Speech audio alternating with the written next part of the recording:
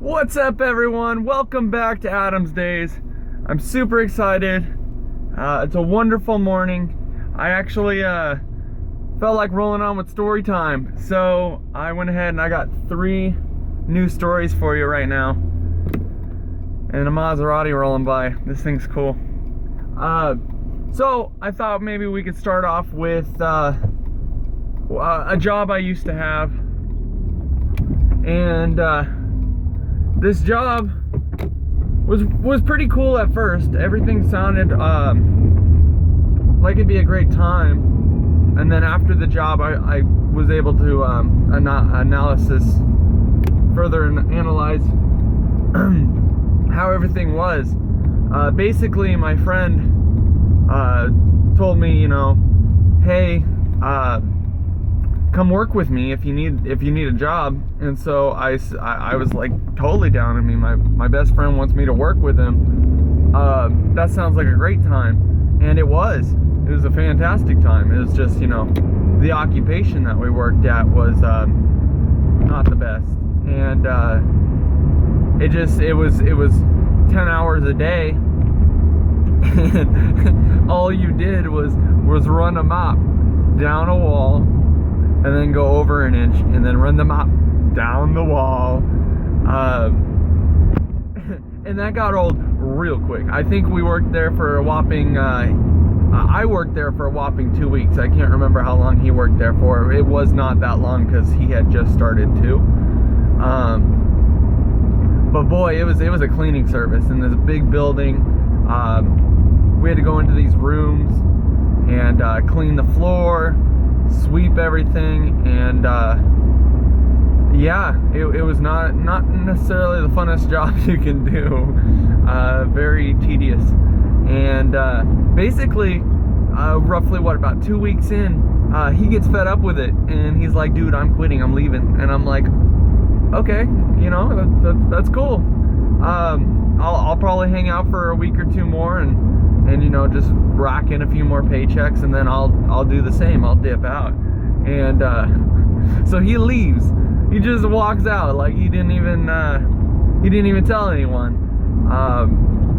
And that's totally his style. It was so cool. And the manage lady, my supervisor, comes over to me, and she's like, "Where's your friend?" And I go, "I think he left." And she goes, "Left?" And I was like, "Yeah, of course. Like he's probably done. Like he quit." And so right there, she basically disappeared for a few minutes, made a few calls, comes back to me and goes, "You can go home now." And I go, "What do you mean?" And she goes, "You can go ahead and your day is over." And so I basically right there, I called BS and showed her how hard I'm working, and that, why am I getting canned for someone else leaving. And I guess it didn't really even matter, because I was only going to spend 2 more weeks there anyway, if that. Just depends on how much worse it would have been alone. And so I went home, and on my way home, I picked up my friend as he was walking down the street, and to his surprise, seeing me pull up, and he's like, "What happened?" And I go, "Oh, I just got fired." He goes, "You got fired?" "Yeah, for you quitting." That was fantastic. It was great. So we laughed about it, and we just rolled on. I would love to work with him again sometime. He's definitely my best friend, and very awesome to work with. I would rather a better work environment next time, though. Yeah, I've worked with him in the past at other jobs, and it's he's a great person to work with. But I think I'm gonna move on to when I was in elementary school. Back then, you were supposed to go 6th, 7th, 8th grade in middle school, and so when I moved to this house, 6th grade actually ended up being the elementary school year. So I went to this elementary school in 6th grade, and over time there was this kid who had a form of some kind of something wasn't clicking in his head, but he wasn't necessarily disabled. He was normal to an extent, and he just made dumb decisions a lot. Like one day I'm playing out in the blacktop, dude hits me with a football. Just hits me with a football. I'm like, oh, maybe it was an accident. Throw the football back to him. Wow, terrible decision. Second time, hit with a football. I actually really liked what happened after that. I went over and I punched him. I didn't get him as good as I wanted to, but I punched him. And apparently one of the teachers standing on duty saw something, but she didn't know exactly what it was. So she comes over to me and she goes, I don't know what you just did, but don't do it again. And I was like, okay. I got no problem with that. And then so basically throughout the year, he progressively got worse. He felt like I wasn't gonna do anything because I didn't really want to hit this guy. I mean, I'm a nice kid, and so basically I took any torment from him for about a year. Playing on the bus, I was sitting in the back seat, and this kid came over and he pushed me back down in my seat when I was getting up to get off the bus, and I ignored him and tried multiple times to get up out of my seat. And every time I'd try, he'd push me back down in my seat, and people around are just loving it. They're laughing, having a great time. And he's enjoying every minute of it. And so one day comes up, I'm with my friends, he's out playing football, and he starts cracking jokes and, you know, talking about my family and my mom. And you know, he starts cracking stuff at me, and I'm just so angry with all this stuff he's saying. I'm like, I need to just do something about it to set him straight.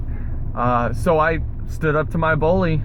Basically, I walked up to him, and I mean, I'm in elementary school, so what better way to stand up to a bully than to punch him in the face and break his nose? That was the first time I've ever broke something on someone else before. Obviously I didn't mean to break his nose. I just wanted to get a point across. And so the second that I punched his nose, immediately he's screaming, bleeding, and he yells to get his big brother. And the second I hear that, my friends just they're like, get the hell out of there. His big brother's no joke. Do not mess with him. So I ran. I was like, this is not good. And we got out of there as quick as we could. I caught up to some other friends a few minutes later when we were running off away in the separate direction. And I was like, you'll never believe what just happened. And he goes, what? And I go, I just broke his nose. I just punched him in the face. And he goes, no way. I so wish I was there to see that. That would have been amazing. But he loved the story too. But right at that moment, 3 police cars passed by us, and then an ambulance pulls out of the street, and I'm like, it just got real. Like, something bad is going to happen. I don't know what, but I'm a little frightened at this moment, because there was an undercover cop car as well. And so we immediately start, heading to my house. And of course, there's like 3 cop cars out front of my house. My dad's in the front yard, and this kid's father is standing across the street, just staring at me. And a cop comes up to me, normal situation.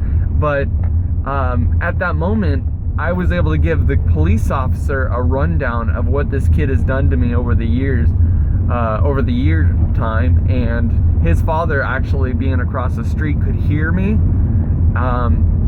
And at that point, that's when his father, it was a good man, and he not only didn't press charges, but he apologized for what his son has done, and he thinks that his son got what he deserved, which I'm totally happy about. And then basically the next day I went to school. This kid, basically from there on out, was super nice to me and didn't really be mean. He was actually, you know, saying nice things to me and just being a good person to me, and I was so grateful for that. And I had no grudges against him. I said, you know what, it's all cool. You know, just be cool with me and I'll be cool with you, and we could just roll out together like this. And that was the last time I saw him, was when we were in elementary to middle school. But you know, he learned, I learned, and we had a good time with it. So when I was younger, see, I'm going from like newest, like older to youngest right now. I was a little kid, and you won't believe this, but I had a feeling deep in my stomach about this one house. And I'm like young, and I shouldn't even know this, but there's this house that we would pass by every day, because my dad worked there, or we were going to the store. And every time we passed this house, I'd tell my parents, I don't like that house. That's a bad house. I don't like it. There's something wrong with it. Later on in the future, all these times that I've said this, that I really do not like this house, 2 people come up missing near that house, from their bus stop. 2 kids, two girls, and I didn't realize that it was next to that house where they went missing. And I'm still saying, you know, I don't like this house. This house is scary, bad. And then a few weeks later, come to know that they ended up, you know, being murdered at that house. Which is crazy, because in a way, I don't know how, but I knew that there was something bad in that house. And I'm a little kid. It's like one of those psychic things that you see every once in a while that kids do, or if you've seen on a TV show where the kid says something outrageous that ends up being true. And it was like that to me. I was baffled that this guy murdered 2 girls, and you know, it ended up being that house. News crews and everything. And from today on, still I won't ever be able to get the guy's name out of my head. So that sucks. But I just thought it was cool that I had a psychic moment like that. That's crazy. But yeah, basically, this week has been amazing. I've reached my personal goal for starting out this YouTube channel to 10 subscribers. I'm loving every minute of it. This has been the most fun experience that I've had, building this channel, and I hope that you guys are really enjoying every one of these videos. I appreciate everything that everyone's doing for me, and I'm in a tunnel right now, so it got a little dark, but I'm gonna end it here. Thank you all who subscribe to me, and thank you for subscribing to me. Definitely hit that like button, because you liked this video, I hope. I can't wait to make the next one. I got tons of stories to tell, and other content that I've been thinking of, and I'm really excited to make more videos and show you guys and share my life and build this thing and grow together. It's gonna be a great time. And I guess I'll just see you all in the next video, and we'll rock out.